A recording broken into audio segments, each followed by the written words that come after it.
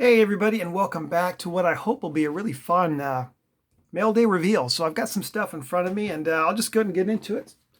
I can talk a little bit about it. Starting off with this 96 Finest Derek Jeter with the coating still on.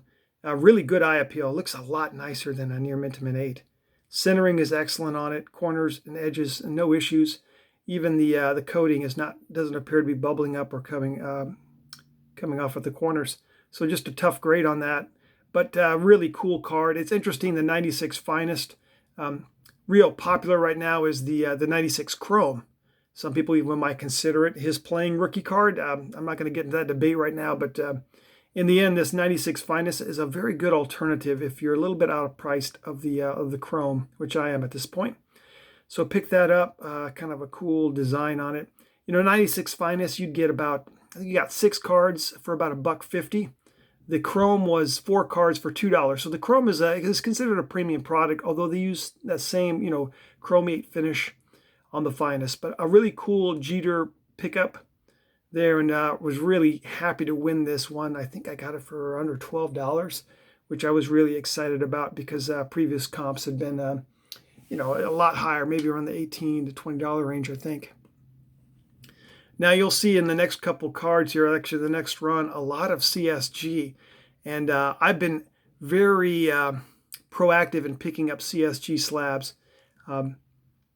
They are tough graders, though. I want to say that. I saw some other videos, too, where people have been getting cards back from CSG, and they're kind of frustrated with the fact that CSG is really hammering their cards. And looking at these ones I've picked up, I've looked them over quite a bit, and man, they are sharp. This Bo Jackson in a 9. I mean, there's just no noticeable flaws on this. Now, this 86 Sports Flex Rookies came in a box set. It came right to, you had to buy it at a baseball card shop. Was not a retail product, but a really cool Bo Jackson piece. I've got the Jose Canseco and the Barry Bonds also in a PSA 9 they've had for maybe a decade now.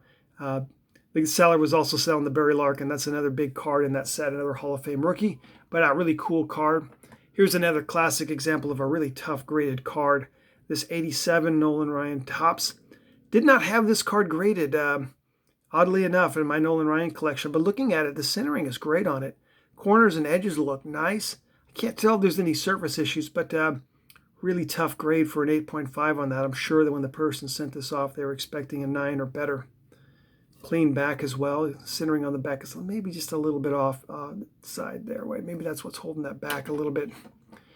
But I love the way these CSG cards feel in hand. The smoothness around the edges.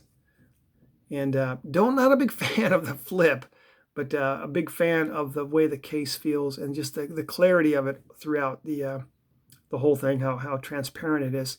This Frank Thomas from the 90 Score rookie. So he has a regular card in a draft pick card in the 90s set, but this shows him actually in action. I didn't have this card yet, and I'm looking at it. They gave it a 9, and I mean, this card it's tough because the colored borders and edges, but man, this thing looks sharp. And the centering on the back, beautiful as well. This card definitely came right from the box and was taken care of. Just a beautiful card for a 9. I cannot believe this is only a 9. I mean, I'm looking at it, and obviously I'm not a professional grader, but that looks like a gem mint card to me. I don't know, just my naked eye there, and maybe I'm missing something. Onto a 95 Collector's Choice SC. Yeah, the special edition packs has the little denotion up here. This is the silver signature. So one every pack you'd get a silver signature and a really nice Alex Rodriguez from 95. And you'll see a little bit of run of A-Rod. I'm a big A-Rod fan because I'm a big Mariners fan. Here's a Leaf Gold Rookies. These were inserted 1 in every 2 packs. So it's an insert. But this one is fairly graded. You can see a little bit of chipping on here. Yeah, there's no doubt that this is a 8. I would even go so far as to say that maybe this one is just a little undergraded. Looking on the back as well. The back is not too bad. I wouldn't be surprised for CSG to give this a 7.5 or 7, but I got an 8, and that's a cool little pickup. Both these two cards I'm at around $5.50, $6 price point on it. Same price point for this as well. A little bit rarer, the Select Certified Future here from 95 Select. Cool looking card. Inserted one in every 19 packs. Looks like it's 10 of 10, so you're not the hardest pull. One by one in every 190 packs, you're going to get this A-Rod. But cool A-Rod. Love picking up A-Rods. I just do. I love it. I mean, one of the best players I've ever seen play in person. Here's the blue chips card. This is definitely a rare 1 in 20, and a larger set. I think there's 15 cards in this set, so you're a little tougher pull from 96 Upper Deck.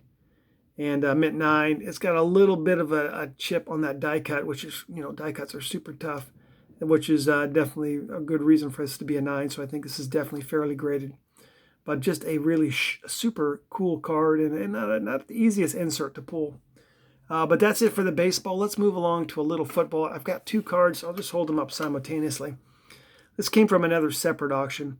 And I was really trying. I don't know what this question of sport is, but they've been popping up in these 4 Sharp Corner auctions. And I've been trying to get the Montana in the worst way.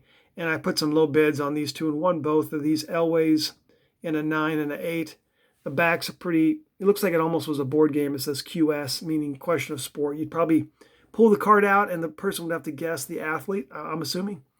But this is vintage Elway, and how I really remember him as a youth, playing football in the backyard with your buddies.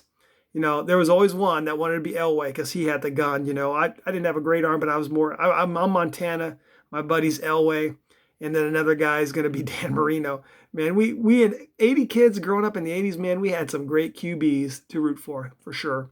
And these are fun cards. I didn't intend to get 2. I wish anyone's got one of the Montanas and is willing to do a trade, let me know. I'll give you the 9 Elway for an 8 Montana. All right, a little bit of basketball, and I love to get some, I don't know if you'd call 81 Topps basketball vintage. Some people would, some won't. So for me, though, it's got that vintagey feel to it, because anything prior to 86 Fleer for me is vintage when it comes to basketball. Obviously, 81 Topps baseball is not. That's the first year of modern. But this is a really cool card of Dan Issel, Hall of Famer. Over 27,000 points, 11,000 rebounds, almost 3,000 assists. Man, just a proven player throughout his whole career, and then later on became a decent coach, I suppose, as well. Interesting note about Dan is that he grew up in Illinois, and the kid behind him that had the same backyard as him, Ken Anderson, the Bengal quarterback. Isn't that pretty cool that 2 kids from the same neighborhood that were friends would go on to have the careers that they did? But pretty neat side story there. Anthony Hardaway, not a Hall of Famer, but I pick up Penny when I can, just out of nostalgia. Here's a low-end product, this classic draft. Another guy from that draft, the 93 Stadium Club, Chris Webber. Didn't Webber go 1, Penny went 2, or did Penny go 3? I can't remember. But the Chris Webber card, I remember everyone thought that he was going to go to Orlando and it was going to be him and Shaq in the post. It was just like dominant. But this is a cool Chris Webber card, and I've looked this one over. They were giving it a mint 9. Man, this thing is just phenomenally, like nothing wrong with it. Corners, edges, chipping. Maybe it's a centering issue. Maybe there's something on the surface I'm missing. But front and back, like no chipping whatsoever. Just a beautiful, beautiful Chris Webber card. Sticking with that Chris Webber theme. I think I paid under $2 for this. Man, I got it in a steal. This Topps black gold insert. Really cool. I mean, what did Topps baseball do? The golds again. Black golds just recently, and these are just they have not gotten the appreciation I think they deserve. They're not extremely rare. You could win these the whole set in a pack as well, but this is a cool card. Chris Webber. I have 2 of these, both in 8.5s, but once again, centering is a little off on that, so that's the only thing holding this back. But cool card in an 8. I couldn't resist, even though I have 2 already. Couldn't resist it. All right, a little bit more modern stuff. So I am a big Timberwolves fan, and they are doing well. So I've been enjoying watching the recaps of their games. Don't watch anything live, but here's just the hoops, Karl Anthony Towns. I was collecting cards in 2015, 2016. I think I was deployed over in the Middle East when this stuff was popping out. But, the pop count is going to be way lower than the ultra modern basketball stuff we see today. So I think Karl Anthony Towns, if he stays healthy long term, he could have a Hall of Fame career. But this is just something fun for me to collect, because sometimes you just buy a card because it's fun or because you have an interest in the team, not as an investment. So pick that one up. And then one more Karl Anthony Towns from the same seller. It was all bundled together. This Panini Complete, it should say the silver, because it is the silver version of this card. But another 9, and looking at it, maybe just a little smidgen off on centering, but very clean card for those gray or silver edges in the back. Black as well, a little bit of a mark there. So that one's probably fairly graded. But CSG, I've been buying them up left and right, and it's growing on me. It's growing on me.